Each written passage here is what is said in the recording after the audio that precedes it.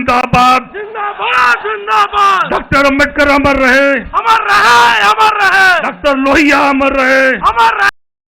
राजेश्वर मिश्रा जिंदाबाद, जिंदाबाद। अखिलेश यादव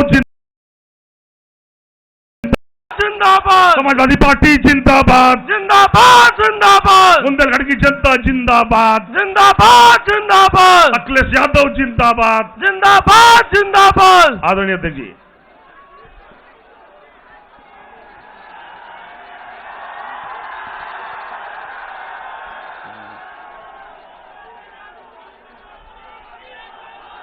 इस मंच पर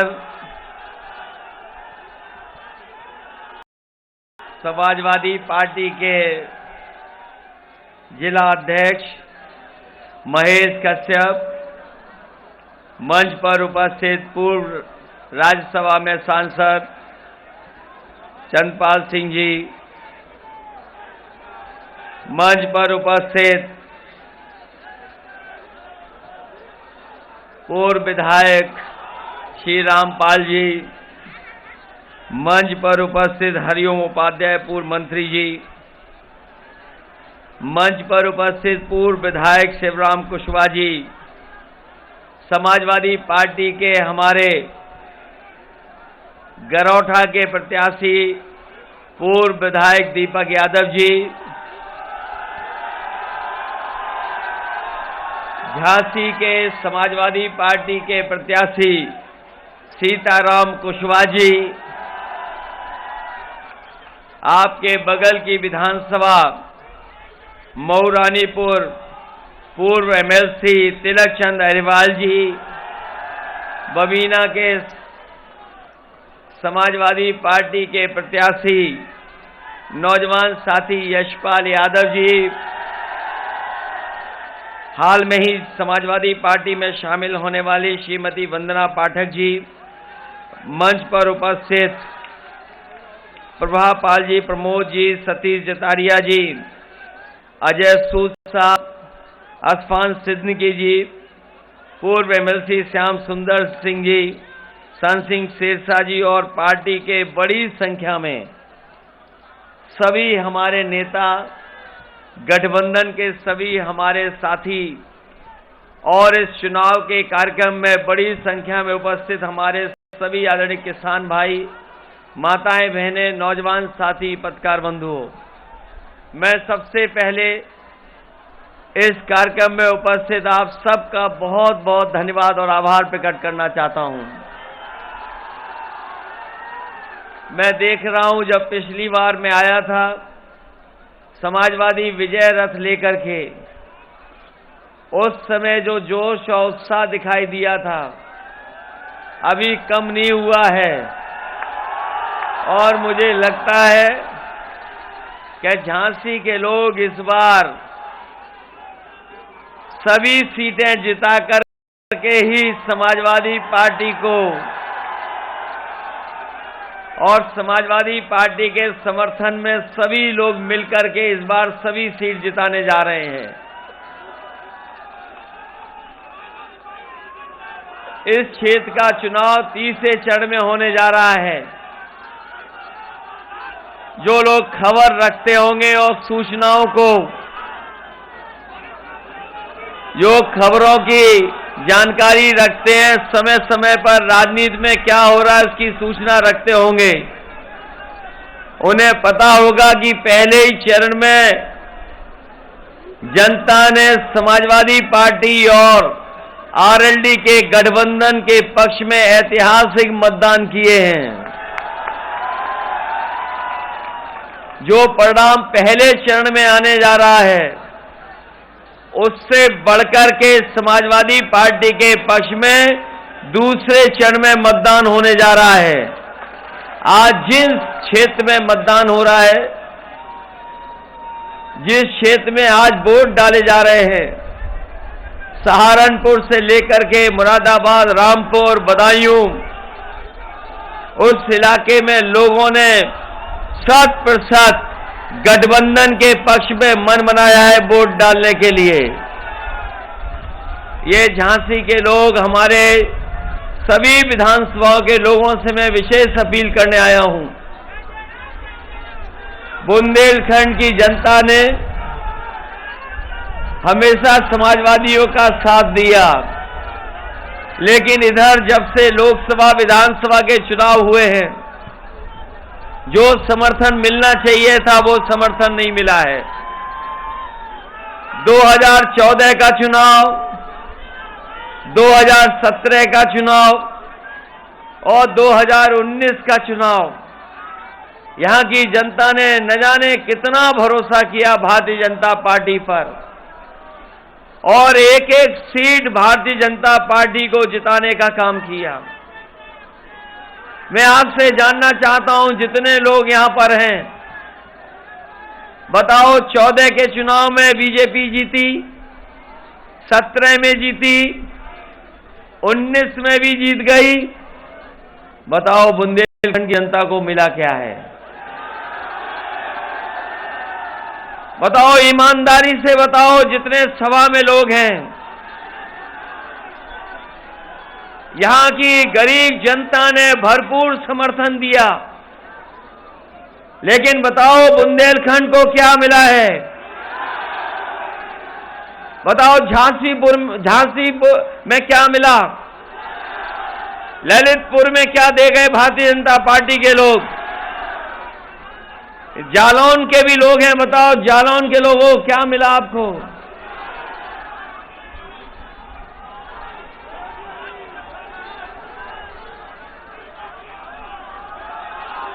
बताओ बुंदेलखंड के लोगों इतना वोट दिया बीजेपी वालों को,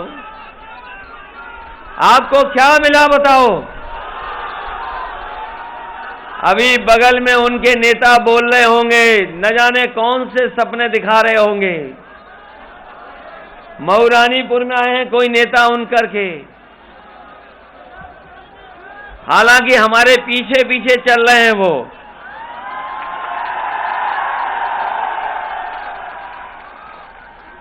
बताओ बुंदेलखंड के लोगों हिसाब किताब लगा लिया अभी तक कि नहीं लगा लिया?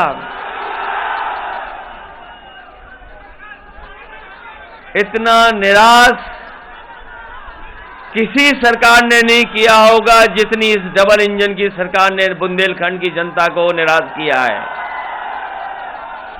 वैसे तो हमारे बाबा मुख्यमंत्री की शक्ल देखो आजकल, देखी कि नहीं देखी शक्ल आपने? वैसे 12 तो यहां बाद में बजे, सवेरे ही 12 बज गए।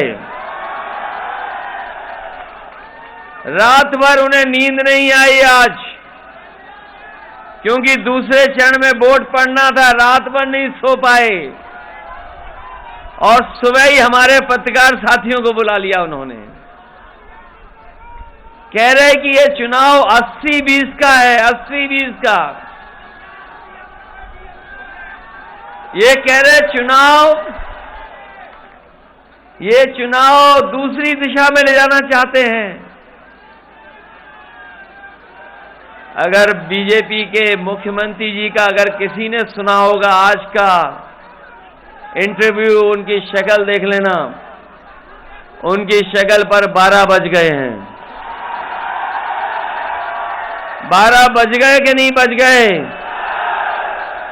और जैसे ही वो सुबह उठ के अपनी शक्ल देखते हैं शीशे में, जो दिखाई देता है उसी पे चर्चा करते हैं।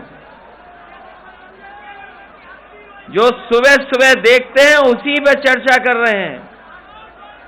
मैं आपको भरोसा दिला के जा रहा हूं कि ये चुनाव उत्तर प्रदेश के भविष्य का चुनाव है। न केवल भविष्य का चुनाव है, उत्तर प्रदेश किस दिशा में जाए, ये खुशहाली का चुनाव है, ये लोकतंत्र को बचाने का चुनाव है, ये बाबा साहब भीमराव अम्बेडकर जी का दिया हुआ संविधान को बचाने का चुनाव है। बताओ लोगों, लोकतंत्र बचाओगे कि नहीं बचाओगे? संविधान बचाओगे कि नहीं बचाओगे? और उत्तर प्रदेश की जनता इन झूठों से बचाओगे कि नहीं बचाओगे? अगर इनके भाषण सुनो तो इनके छोटे नेता छोटा झूठ बोल रहे हैं। और जो बड़े नेता हैं बड़ा झूठ बोल रहे हैं, और जो सबसे बड़े नेता हैं वो सबसे बड़ा झूठ बोल रहे हैं। ये बीजेपी के लोगों ने कहा कि हम किसानों की आय दोगुनी कर देंगे। यहां पर बड़ी संख्या में किसान भाई और उनके परिवार के लोग हैं। बताओ किसान भाइयों, किस फसल की आपको कीमत मिल गई? किस पैदावार में आय दोगुनी हो गई? और दोगुनी तो दूर, अगर हिसाब किताब लगाओगे कमाई की तो कमाई आधी हो गई। और न केवल कमाई आधी हुई है, इस महंगाई ने और भ्रष्टाचार ने उत्तर प्रदेश के गरीबों को और किसानों को और व्यापारियों को बर्बाद कर दिया। हमारे नौजवानों, बताओ कितने लोगों को रोजगार और नौकरी मिल गई? झांसी में विज्ञापन नहीं है। ये जो विज्ञापन लगे हुए हैं, झूठे झूठे विज्ञापनों के, ये झांसी में नहीं लगाया, ललितपुर में नहीं विज्ञापन है, जालौन में नहीं विज्ञापन है, लेकिन दिल्ली और मुंबई में विज्ञापन सरकार दे रही है कि लाखों लाख नौजवानों को रोजगार दे दिया है, लाखों लाखों को नौकरी दे दी। बड़ी बड़ी तस्वीरें लगा करके, होर्डिंग लगा करके बता रहे हैं कि लाखों नौजवानों को रोजगार नौकरी दे दी। बताओ हमें झांसी के लोगों, कितने लोगों को रोजगार और नौकरी मिल गई? इधर बाबा जी ने लखनऊ में लैपटॉप बांटे थे, टैबलेट बांटी थी और स्मार्टफोन भी बांट दिए। बताओ यहां पर कोई नौजवान है जिसको सरकार की तरफ से मिला हो? किसी को मिल गया हो तो बताओ। अभी तक तो हम ये कहते थे कि वो कंप्यूटर नहीं चला पाते, अब पता लगा है कि वो स्मार्टफोन भी नहीं चला पा रहे हमारे बाबा मुख्यमंत्री। इन्होंने हजारों करोड़ रुपया जानवरों के लिए दिया, अन्ना प्रथा खत्म करने के लिए दिया। हजारों करोड़ रुपया बुंदेलखंड में आया अन्ना पशुओं के लिए। बताओ कहां गया वो पैसा? कहां चला गया हजारों करोड़ रुपया? इन्होंने कहा था कि हम सांड भी सड़क पे नहीं घूमने देंगे। बताओ कहां है पैसा वो बुंदेलखंड को जो मिला था? क्या अन्ना पशु, अन्ना जानवरों की समस्या का समाधान हो गया? हो गया समस्या का समाधान? तो इनसे पूछिए कि हजारों करोड़ रुपया कहां चला गया जो पैसा आया था? गौशालाएं बनाई, वो कहां चली गई?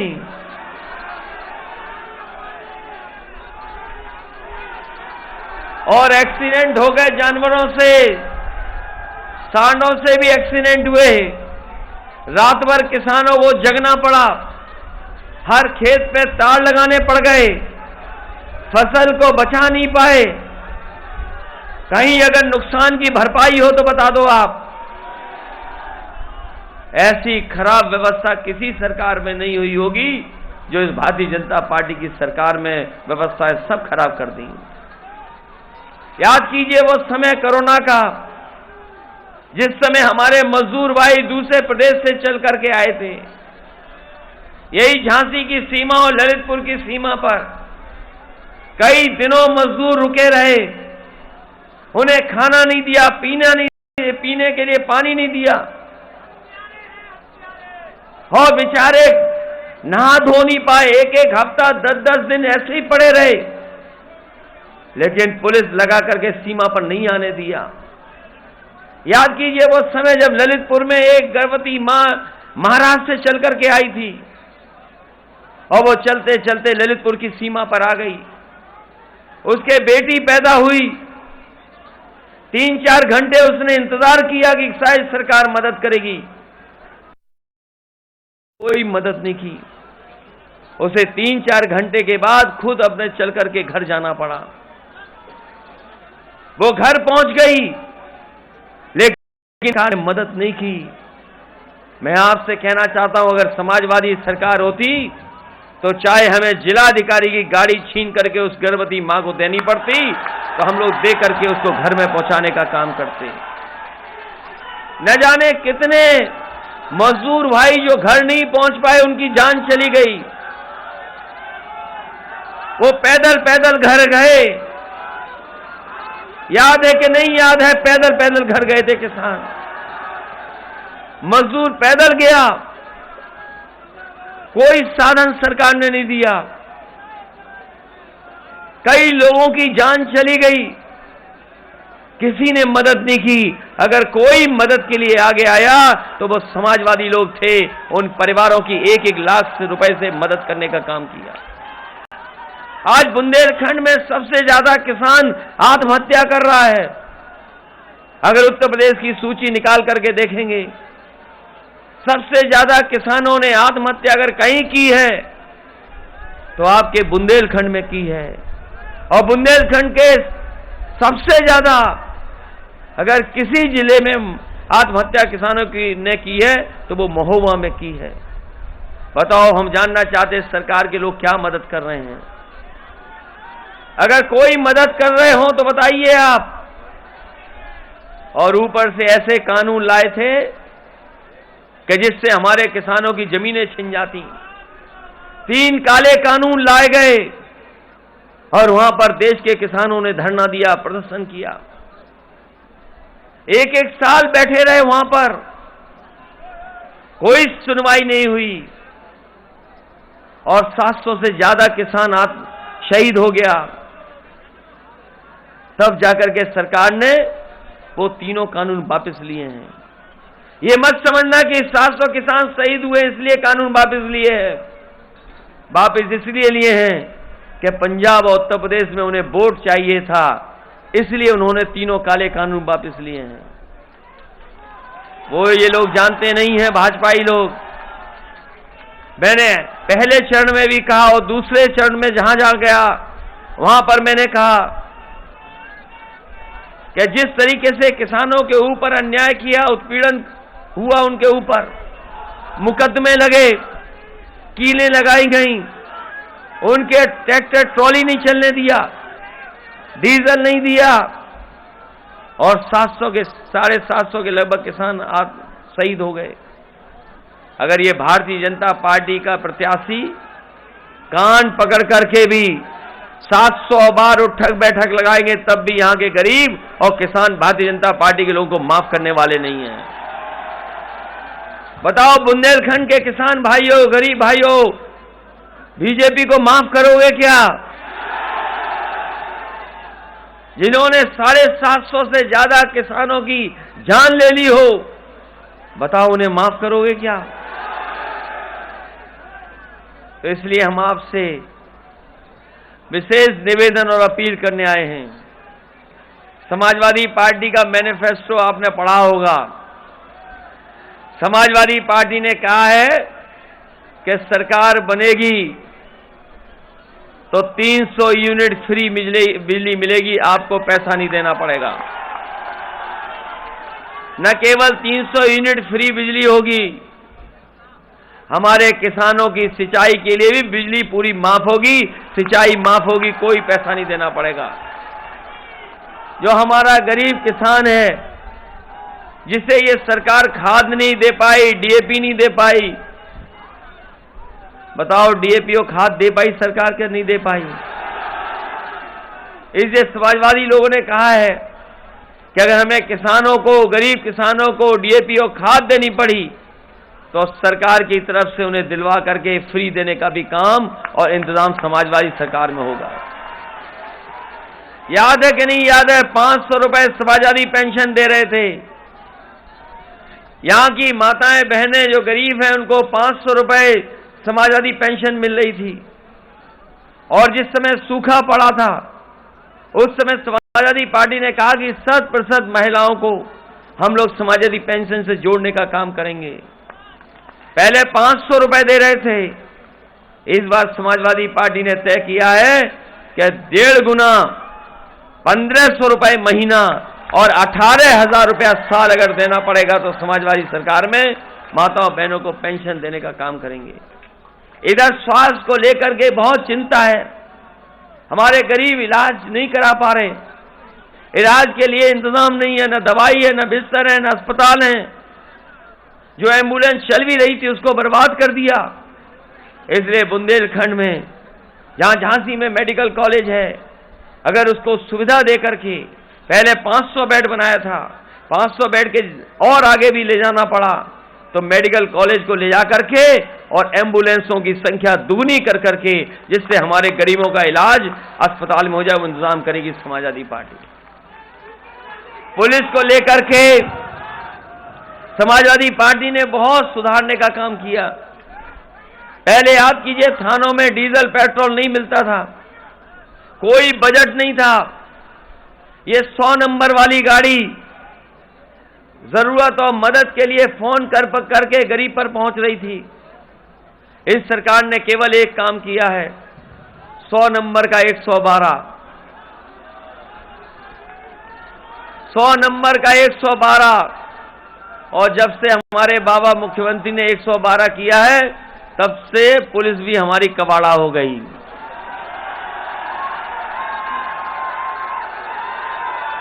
बताओ पुलिस कबाड़ा हो गई कि नहीं हो गई? और इधर मुख्यमंत्री जी धमकी दे रहे हैं कि गर्मी निकाल देंगे।